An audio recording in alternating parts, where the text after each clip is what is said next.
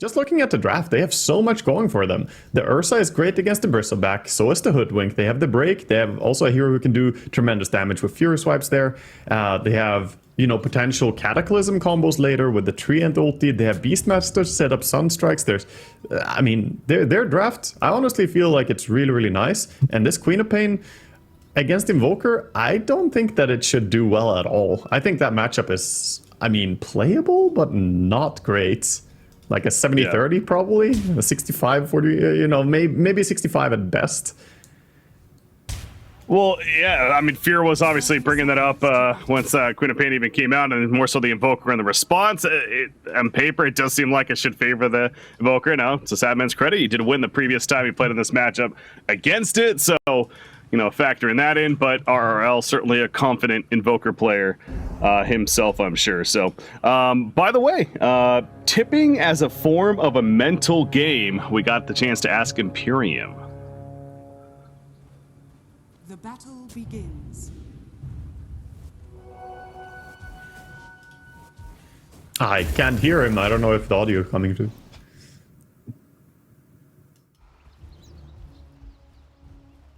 Just kept tipping him every time he died after that. So I definitely think it's a good mental warfare tool. It'll definitely tilt people.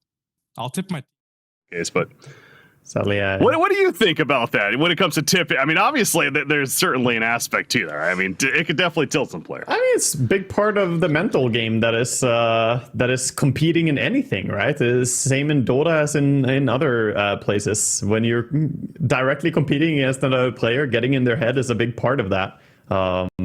You know, I remember actually having a conversation with my sister who plays beach volleyball, and she was talking about the BM that they do basically on the pitch as well. There's a lot of, you know, easy serve on that guy, and people just tilt. So you can do similar things in Dota. The tipping, bit of BM, but it definitely is effective. I mean, OG showcased it, right? Oh, yeah. I mean, you can argue OG won a TI off of it. I mean, come on. Yeah, no, I mean, and I'm glad you brought up the traditional sports sense, too, to talk about even the beach volleyball. Like, it's a sports thing, right? I mean, obviously there's limitations to it, etc., but certainly trash talk, it's esports and sports together. So I absolutely, you know, appreciate the idea that teams and players will take that to their advantage, and having such a tool in the game to use if you're looking for it. It certainly can play a role. So. I mean, you use anything you can. It's just competition, right? It's not even just sports. Yeah. Anything that's competitive, you're gonna try to get an edge. As long as it's, you know, fair play, then by all means, you know, use what you can do. I feel like tipping is a way to be BM without actually, you know, drawing some blood. Really, it's just, you know, it's harmless. Yeah. Yeah, and there hasn't been too much here in the Division 2 streets, at least, but there's been the occasional, so we'll see if that comes about here in this matchup. But speaking of matchups, Invoker versus that Queen of Pain, and both getting low. It is a Quasvex Invoker, as expected, but slight advantage for the Quap so far as they're going for Water Runes now. Yeah, the Quasvex does activate earlier, and, you know, generally what we see the most. I think this was a chance for him to play Exort as well. Bottom Ursa just running down, getting as much damage as he can here onto the Fury, and using that Orb of Venom to his advantage. I like that they didn't go double Orb of Venom, by the way. We've seen... Oh, he keeps the Fury Swipes? Oh, no, I actually lost them. He lost the previous one. But yeah, double Orb of Venom, not the case. So only on the Ursa, you said you like that. Yeah, I mean, we previously have seen like this exact combo of Treant and Ursa, two heroes that notoriously want Orb of Venom, and if both buy it, I feel a little bit bad about that because you lose a lot of value. But instead, Treant starting out with a Windlace, you know, the better item build here for him for sure. Yeah, it kind of serves a similar purpose, right? Where if you're chasing somebody, of course, you got that extra movement speed to sit on top of them. As speaking of chasing, Tiny's chasing that courier at the bottom, but manages to get the courier out there before he can get an auto attack in. So well played. But yeah, I mean, Ursa so far at the bottom is having a great time. Nature's Prophet, keep it up, but Ursa certainly liking where things are at in the lane currently. It's working out good for him so far, but I think there's a timer on it. He's used up all his regen. Now he has to get past tangles by the the Treant here, and Furion can always just TP to base when he wants to get a full refill on his HP and mana. And he has boots now, so he's not gonna get run down as easily. I think the lane should start favoring the cut a little bit more here. Well, top lane, seeing Hoodwink landing a bushwhack on a disruptor, but Imperium is just fine, a little too far away. But yeah, Beastmaster in the hands of Ush. Again, Beastmaster has certainly been one of the more notorious heroes of Division 2 play, really just in general in the meta right now. Has been banned a lot, but they let it get through, and Ush has it, planned for Anne. So see what impact he has this game. Yeah, you can tell as well that he shares unit control with the warden here on the lane. It's very nice to just give the boar over to your support and let him use it for harassing. So while he can focus on CSing, the boar is being used by the Hoodwink as he was chasing down the disruptor. It's a nice thing. That's it. Yeah, very interesting strategy there. We're getting one of those smaller things, so fun to point out. And you also saw him deny his own boar. The warden did, again, preventing Farm from going the way of the cut on it. So smaller things that certainly add up in the big scheme and the ultimate goal here. And Beastmaster, speaking of that, focusing on his farm, it is paying off. I mean, his last hitting is looking very strong so far. So Scrooge McDuck, though, getting his hands on the Bristleback once again. He's played it a couple times. He only won to play it. Do you think it's setting up to be a good Bristleback game? I think he has the makings of what could be a good Bristle game, but there are the hard counters. And First Blood finally gonna get drawn bottom as Nature's Prophet gets a little bit too far out this time.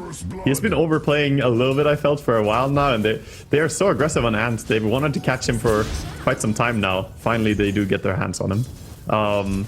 But yeah, the Bristleback, he could run into some issues later down the road of all the lockdown paired up with the fact that EMP Mana Burn can destroy you a bit. There's the break from Hoodwink. So he has some counters. Certainly have to deal with that, find ways to do so. But again, he's keeping up his farm as well. Up against that Beastmaster, but back to the bottom lane. Argius continues to play aggressive. Use that Urshot to get close, of course, add up those Fury swipes, and it's going to take some response, though. But you mentioned Chives, of course, can teleport back if need be. Granted, his TP Scroll's currently on cooldown, but come into play. Support's going at it. Interesting build on Ursa, by the way. Oh, they might go on Tiny. He gets tossed to the Furion, though. Ursa in trouble. Yeah, smart play right there by Tiny. The tree's thrown in. Chives will be able to get the last auto attack in for the kill. Very well played. Immediate reaction from Tiny proved to be the right decision. Yeah, I was gonna say that the build on Ursa was interesting because he had a face boots queued up and also had gloves and boots. So looked strange as though he was going for like face boots and power treads, but finally settles for power treads here after dying. Completes that. So not gonna go for face boots even against the Furion with the Treant's body block. Gotta wonder if that was maybe a little bit of uncertainty there, right? Where like he was keeping them both open in terms of which one he wanted to go for, but the death, he mentioned he has the power treads now, so either way he's committed. It feels like you don't figure he's gonna go both, but that is a good point to bring up, especially against the Nature's Prophet. Well, won't have that phase effect. Ursa has the little hop anyway, right? He can always Earth Shock over the Treants, so it's not the biggest issue for him. He can still navigate that, and he will keep the Quelling Blade in for the Sprout as well, so I think he's not that bad against it. Mid Invoker, gonna get away, no toss back. I don't know if they're trying to get him to panic and use something else. He just threw out the Tornado initially. Still has Ghost Walk to queue up if need be. Of course, there's a Sentry down, so it wouldn't help him too much. Cold Snap's gonna be used with the EMP and save. Gonna need some saving from a teammate perhaps. Never mind, he's fine. As Tree Protector couldn't really do a whole lot in Nature's Grasp. Not necessarily going to set up a kill. Yeah, but the EMP still stings. The Tiny tries to clarity up, but losing all your mana like that is pretty rough. He is going to manage to take the Illusion Rune here away from the Treant, as everyone is kind of congregating for those 8-minute power runes spawn. I'm feeling heading back towards the bottom. We've seen this before between Treant and Tiny. They continue to roam together almost, matching movement with one another. Finding themselves back in the bottom lane, but Ursa finding himself farming up the jungle, and he's like, oh hey Tiny, don't get tossed back though. Yeah, you can tell that's what they're going for. Ursa not overstepping though. No repeat this time. But yeah, Ursa, there's a bit of a difference on how the silence have gone. The Beastmaster still doesn't have level 6 yet. He doesn't have his Dominator. Pretty slow timing on the Dominator here for him. Whereas the Furion had a better time bottom for sure. Even though he died earlier, he also got 1 kill there in return later. Dire's courier has been killed. Oh, Courier getting picked off there as the Warden, being the nuisance that Hoodwink can be. Using that scurry to help get that Courier killed. Even going to do some counter warding in the process. But Bristleback has certainly amplified his farm a bit. He's up there with the best of them in terms of net worth, the top on his team. Ursa and Invoker, though, leading the way currently ever so slightly. Ush, top lane. Gonna take some damage. There's that glimpse. Kinetic Field put down the immediate TP. He's like, oh, it's a Bristleback. They use their Glimp. I'm good to go. And Imperium is in trouble. The rotation from Invoker. Ush even credit for the kill thanks to the creep hit with the boar. And now Treant Protector getting away because Scourge McDuck still looking to play aggressive with this. You see the Wrath of Nature also bouncing on through, and they will finish off the Treant. Yeah. Queen of Pain blinking forward. Still has her Sonic Wave, but no chance yet. Didn't connect with the dust there, just barely out of range. If they got the dust on Invoker, they could probably have dove in even deeper. He's trying to stick on top of the Bristle and slow him, but gotta be careful. That's a spiky boy. I was gonna say, he has the Urn and the Cold Snap, though. There it is. Opens up with the EMP as well. Ush, the Primal Roar lockdown, and guess who shows up? It's Ursa. To be like, yep, kill secured. I'll take the last hits. Not too shabby of a finish. That's fantastic. Having your carry get the last hit on the enemy carry, that's always the dream. Making sure that you get that advantage. And yeah, Invoker proving to be pretty strong here in these early fights with the Crosswax. Oh. Ooh, that, speaking of that, almost hoping to set up a kill on a Queen of Pain. She almost got caught off guard by the Cold Snap. Urn combo is able to blink out, though. Yeah, he can still get out. I think level 5 Quass is when you can't do it anymore. I'm not an Invoker spammer, so I can't remember exactly when it is that you can no longer blink. But, you know, he does have 4 points in both Quass and Wex right now. And will continue to get stronger. I think he also is securing his late game here a bit by going for Midas. So he doesn't have boots yet. Interesting build with a lot of stats early, getting himself strong, getting the Urn, and enabling himself early. But he then prioritizes getting the Midas as soon as possible, even postponing the boots a bit for it. Yeah, that is, to that point, usually it is more that Exort build Invoker, right, where you'd see the Hand of Midas being almost a priority, but yeah, the fact he's playing Quas Wex has here in first, which is great, but going back to it wants to help with that more as the scalability throughout, so interesting decision there, but bottom lane Arceus, he could be in trouble.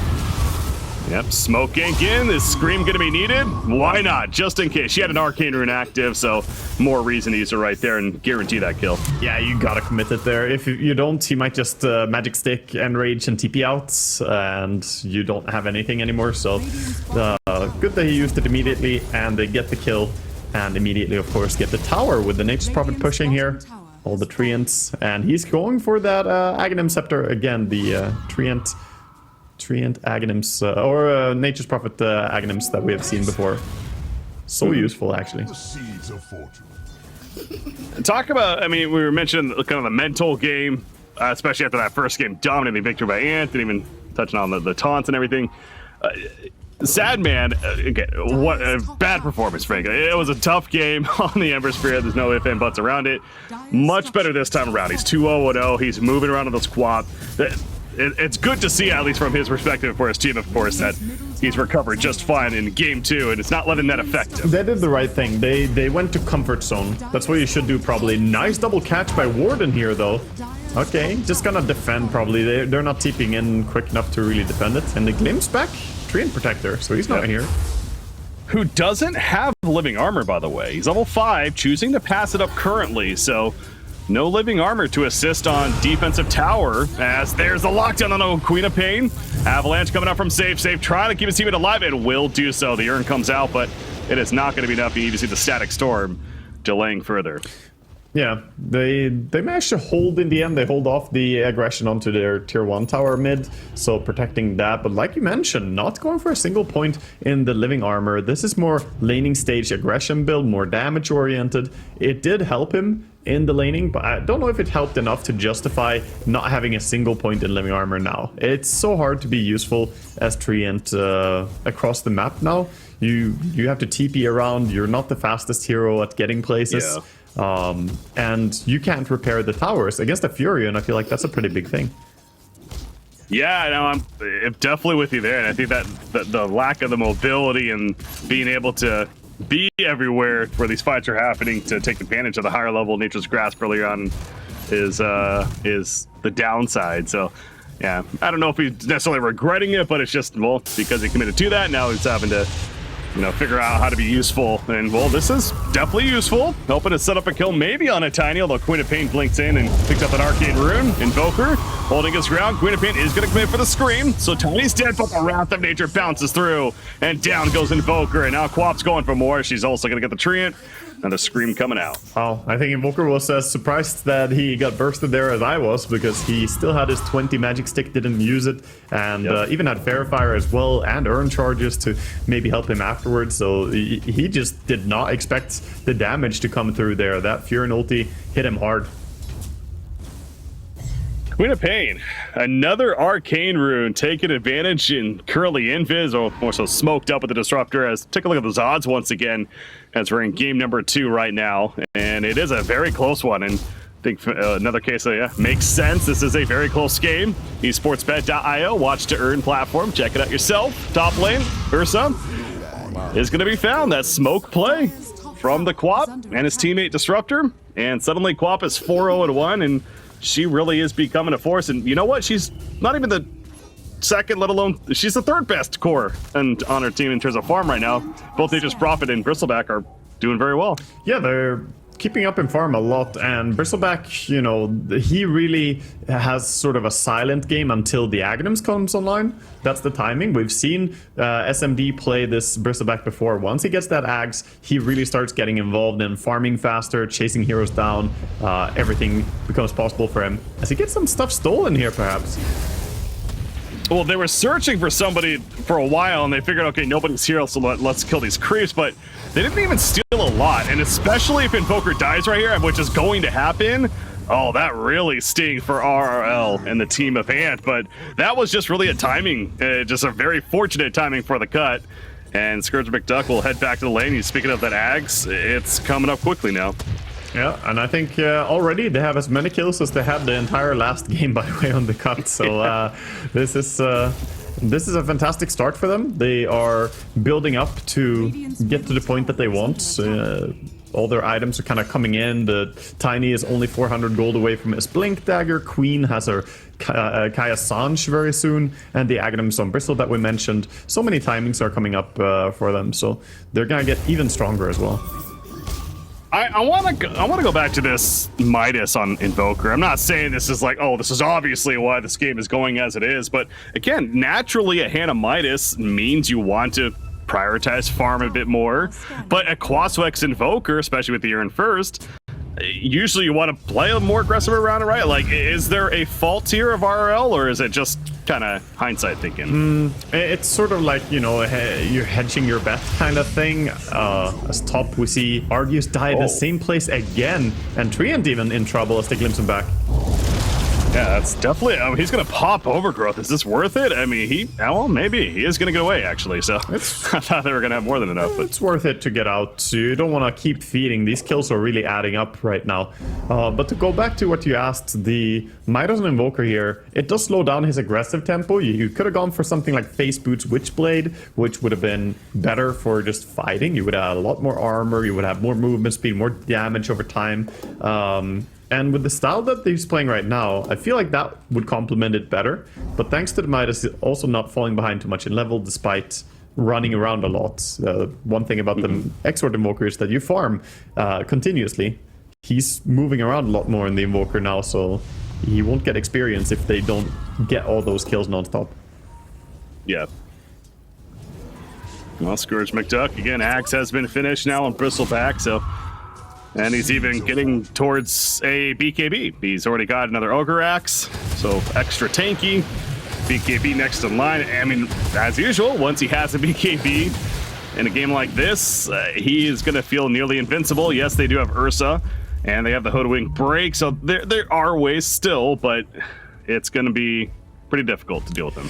Yeah, Argus on his Ursa, I mean, he's the intended counter, but it's not that easy for an underfarmed Ursa to deal with an overfarmed Bristleback. I'm not saying that Ursa is really underfarmed though. He's, you know, keeping up for now, but with the way things are going, he's died 4 times now, and these deaths have really punished him a bit. He would be way ahead if it wasn't for him getting caught out multiple times by the rotations of the cut.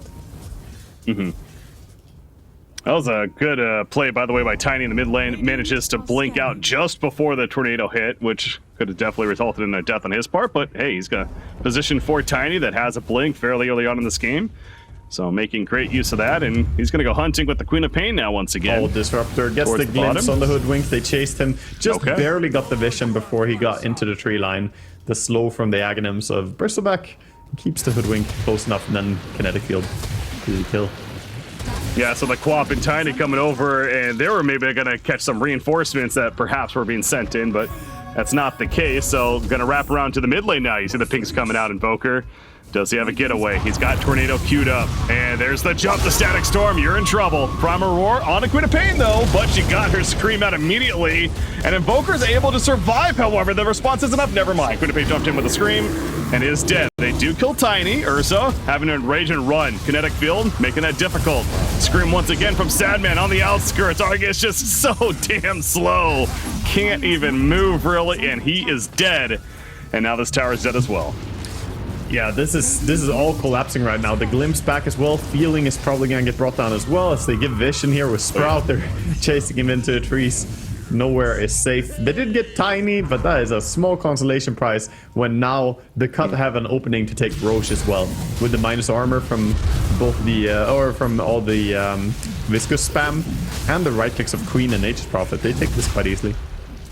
The Viscous Nasal Goo. Love to say that. Or the easier way to say it, the boogers. Yeah. The boogers being spammed here by Bristleback. And that's a dead Roshan. Who they giving this to? Who did they give this to? Maybe Quap? Yeah, okay, it is Quap. Yeah, Queen for sure. I mean, she has a 6-kill streak right now, and she's the one initiating a lot of these moves. I wouldn't mind seeing him now with Aegis in hand. Instead of going for a full BKB, go back for the Shard. Increase your aggressive capacity even more. Of course, the BKB is fantastic as well, but usually when you get Aegis, you can, you know, choose to go the more aggressive route. And I think Aegis in hand, yeah, he's gonna do it. He buys the Shard. I like it. He's thinking the same way I do right now. Shaggy is having some nice game here on Queen. He's really owning this. Yeah, again, and definitely don't want to undersell the point. It's like, it's impressive because we've all been there, you know, tilted from one game. It just did not go your way at all. Everything was going against you. That was the case for Shaggy, aka Sadman, in game 1 on December Spirit. Clearly not going to phase him, though, because, you know, has trust in his team around him, his own performance, etc. And we're seeing that here with the Queen of Pain now 6-0-4. And you mentioned the Aegis with now the Shard pickup. It's just everything is connecting. Also, it's level 15, by the way, and picks up that 30 attack speed talent as well. So even that much more powerful, and it's going to keep pushing this bottom lane, so it's going to have to be addressed, and Ant is making their way over. Yeah, they're bringing down here, and they find Tiny instead, a better target to go on. Well, that was, yeah, Tiny, unfortunately for him, was trying to set up for a counter. Now, he is going to be by Primal Roar, but it's just so damn far. They can't catch up to him. He's going to be fine to scream in, and now the TP on Fromage is not going to be successful, though. A Tornado from a distance, but RRL does help get the kill on a Tiny. In trouble, though. Ghost Walk, they do not have vision. The sentry's over here. They're going to spot him. They have a yep, he ran into it. Disruptor? No glimpse, though. No glimpse. Another sentry. He's just too fast, though. Can he get away? Oh, he's out. They're spamming sentries. They're just dropping them down, but he is going to find a safe spot over here, run into a tree line, and I think he's just going to TP out here, but sticks around to drop out the Forge Spirits. Might meet you in the next creep wave. Get some farm before he leaves. I love the player cam, you know, glanced over, I think, see Imperium. He kind of a little bit of smile on his face. It's that one, it's like, you know you were in trouble. You barely got away. But Fielding is not getting away. Queen of Pain finds Treant yet again, and this is... Treant's a great hero, don't get me wrong, but man, this is a rough Treant game. Yeah, definitely is. I feel like what they need to have happen for the side of Ant right now is to make some big plays around the Hoodwink ulti. They tried there on bottom, but you know what turned that fight around? We've talked about it before. The Furion, his Aghanims, man, it rooted everyone, Oh, wow. and suddenly they couldn't move. It just completely broke the engagement. And what better way to keep people close to allow Bristleback just to spam those quills and get the smackdown with those auto attacks and just rooting them all in place. So yeah, fantastic item to have picked up, and it's gonna not even come into play here because it's not needed. It is a free kill on the Hoodwink they find at the bottom, but mid lane there's another fight taking place. That's Queen of Pain going down. The Aegis gonna bring her back up though. However, the immediate lockdown as she does, and they finally kill Queen of Pain. They also take out Imperium, but look at that bounty for Argus. That's a lot of gold. Yeah, that's a lot of gold going the way of Ursa as well. The perfect one to get it. Shout out to the Treant there for nice timing on his ulti, waiting until after the Aegis, and only then popping that ulti. Queen going down, a little bit aggressive play to go for both a gank bottom at the same time as they're fighting under the tier 2 tower mid. So I feel the cut may have given a little bit much of an opportunity there, and we often speak about, or you know, a lot of people speak about how Queen, it is the type of hero where you die once and then suddenly the game is just swinging around. It's a weird curse on this hero. You're owning and then suddenly you're not. And Ursa is the most farmed hero on the map. He's gonna get Basher now. There are signs of hope here for Ant to turn this one around.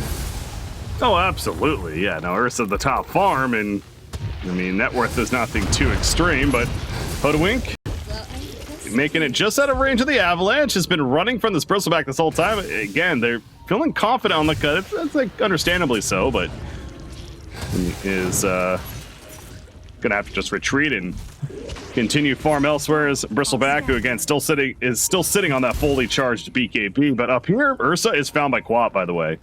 It is just Queen of Pain for now. Yeah, he's fine, right?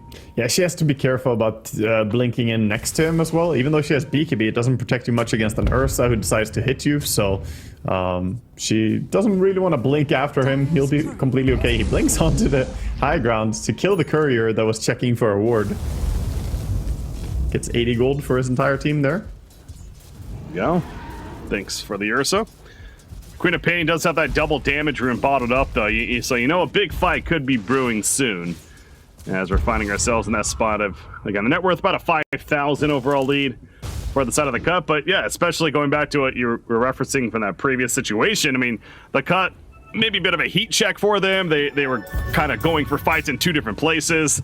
Perhaps want to stick together now, and they're somewhat doing that as they head towards the bottom lane as a team. Yeah, a little bit. They're sticking together now, but meanwhile Ant are reacting accordingly. They're going top, so probably just going to be a trade as the Invoker tries to cut the next creep wave here. They have Glyph available as well, but it's not going to kill all the Treants as well as the creep wave.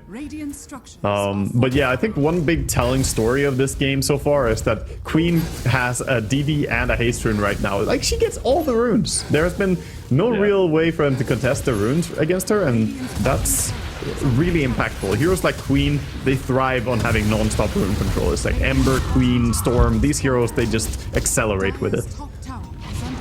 Yeah, it's almost like an added item in a sense that you expect your Queen of Pain to have in a matchup like this, especially. TPs to the top lane, speaking of Queen, but not much of a commitment coming out from Ant. Another NA team is gonna go elsewhere, so getting some information, although Ursa is caught. BKB committed. Is just gonna TP out. Nothing they can do about that. Has to do BKB against Tiny. Tiny has two different ways to stop the TP outright, so he just uses Avalanche, and that's gonna force Ursa to waste his 8-second BKB. Sorry, he used it once before already. Yeah, so a minor victory for the cut. Again, no kill, but hey, you'll take that. It's on cooldown now for another minute as well, so they basically have this minute window where Ant certainly had an advantage. As Disruptor, however, Suspect, good job taking some damage. Disruptor's still alive. Queen of Pain gets locked up with the Primal Roar, but follow-up is not enough, and now Invoker has to be careful. Scream coming through, and Feeling at least gets his Overgrowth off, as well as the Nature's Grasp before dying, so doing his job, and now Ursa shows back up. Again, no BKB, but he's trying to get that damage in to get the stun locked on Bristleback with the Master proc. However, going to be tossed back by his teammates, so save with the save for the time being. Kinetic lockdown on Beastmaster, who BKBs and gets out. The Sunstrike, I think that might have hit, but either way, it's not enough. And Bristleback is going to survive a double kill for RL, and they're also going to chase down Imperium. Axes in one. That should do it. You ain't dodging that. So Disruptor dead and Ant winning that fight. That looked like it could have been a nice fight. I mean, Shaggy blinked in, tanked the Hoodwink ulti to keep the Disruptor alive immediately there at the start of it. But we could see the impact there of the Ursa just being so damn strong. The Bristleback, while he's powerful, had to run out and get out of that situation and couldn't even do it on his own. He needed to be thrown out, tiny airlines. So at least he got his ass out of it, but his team was caught out. You know, without their carry to help them anymore, it was just a massacre, really. Yeah, you know, we're just talking about how it's almost understandable why the cut felt confident right there, because again, BKB was on cooldown. They knew this for another minute for Ursa, so thinking that they had a decent opening, but the way that was executed, clearly that wasn't the case. But I also think another key to that, as I get to that in a second, because Hoodwink in the Sentry is going to be dusted up.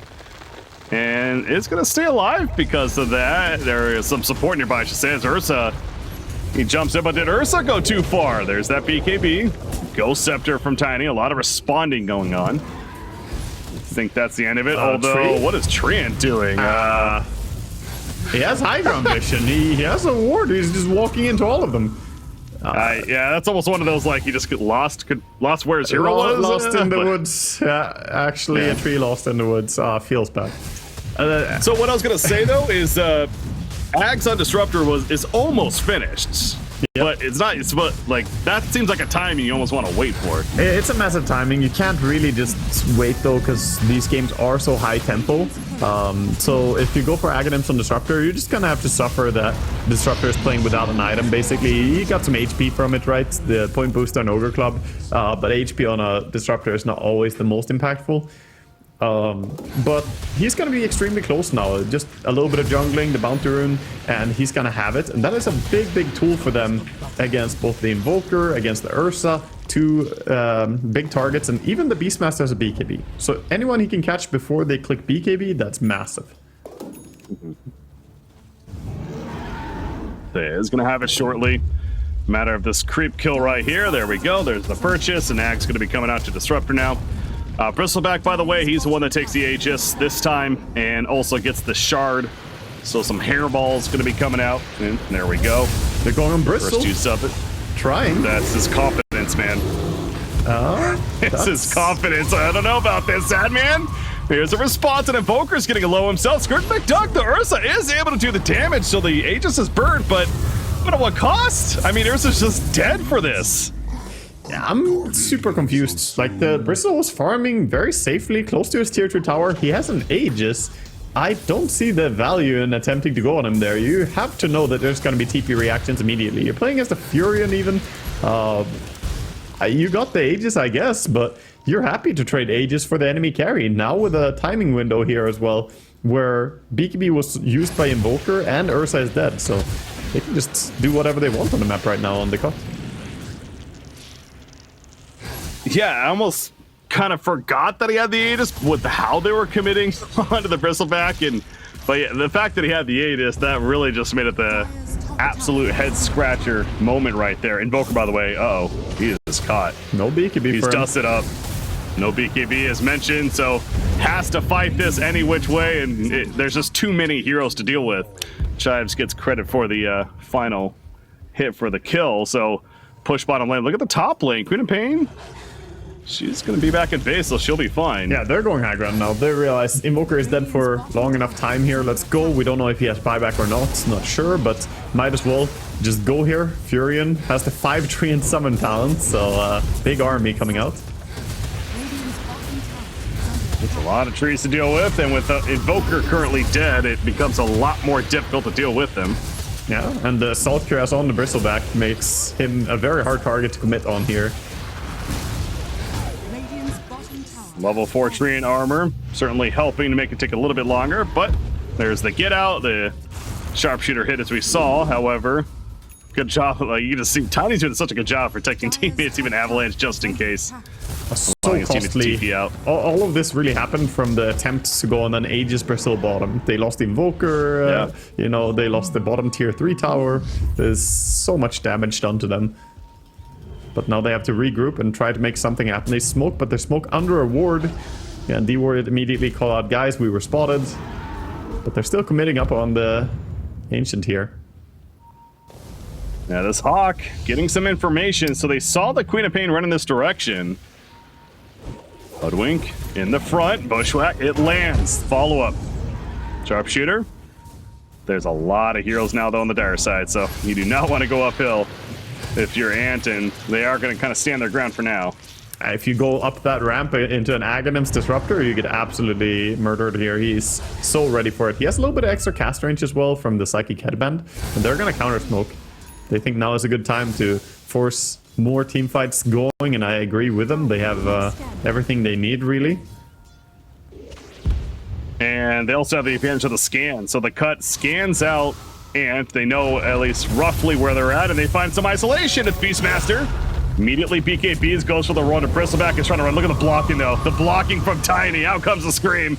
Ush is just going to go for the TP play. He's going to be fine for now, and no, he cancels because actually the Silent Disruptor comes in with that Static Storm and the Axe effect, and Beastmaster will fall, and the Snot Storm is flying around left and right. Ursa's just dead before he knows it, jumping in the midst of that, and Invoker is not going to be much better off. He, too, is caught and dead.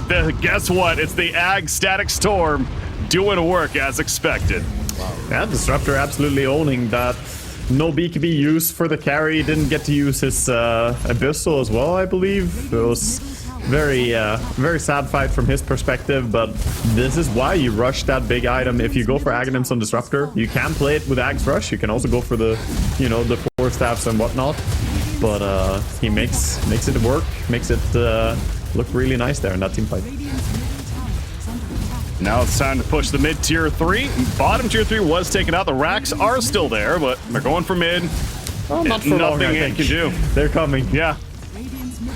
Both set are just going to fall. Hoodwink's up, but Invoker has a buyback, but only 15 seconds, so that awkward spot of kind of just got to wait this out anyways. And that's just 2 sets of racks like that, and now the cut will comfortably fall back and just farm out the jungle. Certainly the biggest lead that they've had, of course, this game, and now they're in a spot where, okay, TC needs to make mistakes themselves, or else this one's looking pretty good. For sure. Yeah, we see a replay here of how they caught the Beastmaster first, forced out his roar as a panic maneuver, right? And they're just getting a nice initiation from that. Ursa blinking in. I think he did use his Abyssal, but it was Lincoln's blocked on the Queen of Pain there. And then he gets caught out, gets bursted down. Invoker tries to stand his ground, but an Abyssal proc on his TP out. I think he would have died anyway. I think there was sufficient damage that his TP would not have finished. Bristle hits really hard at this point. He does over 400 damage per hit, and hits pretty fast with Power Treads and AC. The seeds of fortune. Yeah, I don't want to say it's surprising, because we've seen this carry Bristleback for a long time now. SMD plays it great. Yeah, it's almost like you constantly getting reminded, though, by how hard he really does hit in these fights. Because, yeah, with that Warpath adding up, that stacking of the damage, as you said, 400 plus damage, easily hitting for Assault Curiosity buff on top of that, the Viscous Nasal Goo, etc. You get the point. You do not want him to be close to you to allow for the smackdown. Yeah, just wait. A lot easier said than done. I'll wait one more level and he's gonna get a free rapier basically.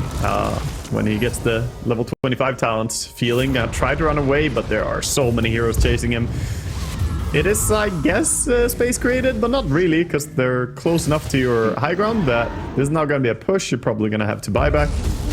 Or maybe they don't even care about Treant that much. We'll see. They could force the buyback here and just back again, or they can just keep farming. Yeah, they're checking for the Tinker Ward up there. Of course, not there, but they have the gem to assist on doing so. You mentioned 25. It's coming quickly. Bristleback 24.5 basically. So yeah, that free damage.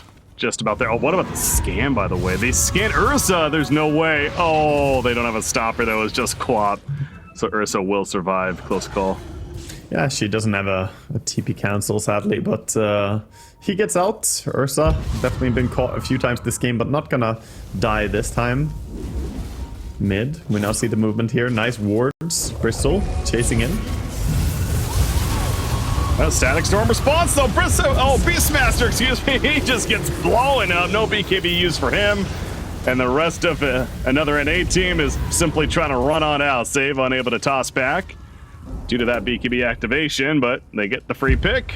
And again, let's figure out what you want to do if you're the Cub, because anything is really realistic right here, including waiting for Roshan, who, by the way, this is a very fast Roshan. It's going to be up in the next 20 seconds. Yeah, I think they're just going to wait for Roche and, you know, get their levels. They still don't have level 25 on Bristol, very close to it. No way they're going to go high ground before they have some extra advantage here. And the Blink Dagger on Disruptor, by the way, just double dips into the value here of the Psychic Headband as well with the Aghanims.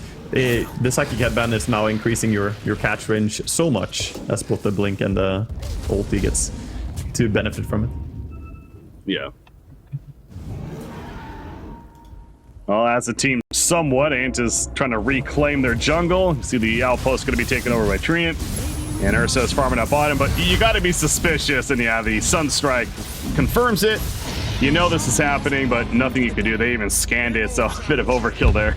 Oh, the just to confirm that. Refresher now. Oh, nice. He's probably pretty happy to have 2 of these storms going down.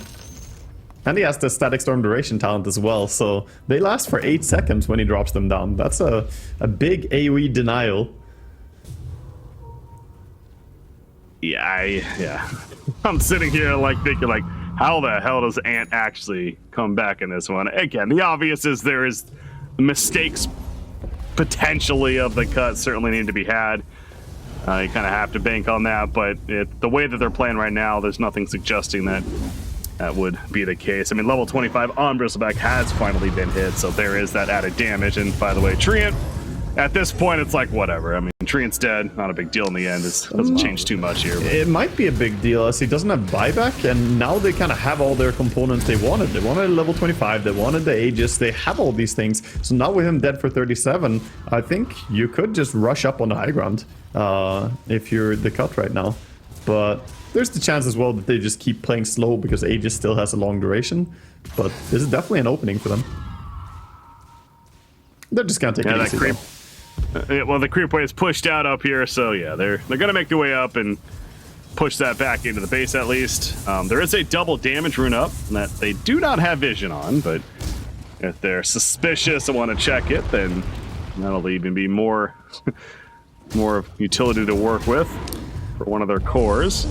The thing they have going for them at least is that Ursa has both Abyssal and Nullifier, so even though there's Lincolns to protect people, they can maybe get an initiation with Ursa and burst people with Invoker Cataclysm on that. Like that's the way I see back into the game here. If you're Ant, you don't have many outs, but the ones you have are bursting people quickly, so it's either Beastmaster Roar or Ursa Abyssal Blade into the Cataclysm. Or even just Treant finding an ulti, but he doesn't have Blink Dagger. He only has 4 staff, so I don't think he can rely on the Treant. And besides, every hero has Dispels anyway. I just love that smoke. Literally in the base, and the smoke isn't coming out. Now, finally, they get the jump on Ursa, but he is able to get out before the Static Storm really hits, so thankful for him at least. And they're gonna just smoke in response and go for a last-ditch effort of sorts. This pretty much is the last stand of another NA team here in Game 2. Bristleback, he'll be fine. Lotus Orb, pretty good. Meanwhile, in the back lines, that's a pickoff onto the Nature's Prophet. But now Ursa, he's just gonna die for that. He has buyback. You figure that's coming. Nature's Prophet, of course, buying back himself. They take out Treant, who also has one. Yeah, immediately buying back, and Ursa, I don't know why he's holding his buyback, but finally gonna use it here. Oh, Cataclysm. Axe picked up by Invoker. Let the meatball rain down as well. Nature's Prophet getting low once again, but he throws out a Glide Bear before he dies at least. Although he's going to survive at the time being. Ursa beat down on Tiny. Tiny's dead. But now Ursa is in trouble. Looks like it. Kinetic Field making it difficult. He's trying to get out of here, but the snot spam continuing as well as those Quills. And Scourge McDuck looking to lay that beat down. Glimpse back. Ursa, the living armor's helping, but it's not going to be enough. He's out for 2 minutes. And sure, they kill the Nature's Prophet again, but it's the Bristleback that you really have to worry about, and they're just unable to deal with him. They are multiple buying back, using everything they can. The Aegis finally will be burnt, but that just means you have to deal with him a second time now. Yeah, Bristleback is looking like an unstoppable force here. He's just running around doing whatever he wants in the fights, and nobody can really stand against him. They did have some tools to deal with the Bristleback in this game, but you know what? This is not the first time that we see him play it, and I think SMD, the way he plays Bristle and the way that they overall enjoy playing around their Bristle, I think